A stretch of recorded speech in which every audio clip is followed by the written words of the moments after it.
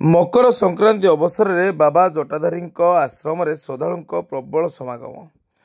दईतारी डुबुरी रास्तार पश्चिम दिगरे रास्ता ठारू प्राय 3 किलोमीटर जंगल और 3 गोटी पहाड़ को अतिक्रम करी महागिरी पहाड़ तीखरे थिबा पत्थर खोलरे आविर्भूत बाबा जटाधारी आश्रम आज मकर मेला 12,000 रु ऊर्ध्व भक्तों समागम होगा सहित उपर मंदिर और तले थिबा गणेश मंदिर रे 3 दिन व्यापी यज्ञ और भजन कीर्तन आयोजित जारी रही देखा मिलता। आज से ही अवसर में बाबा जटाधारी आश्रम में श्रद्धालु प्रबल समागम लगी रही देखा मिलता।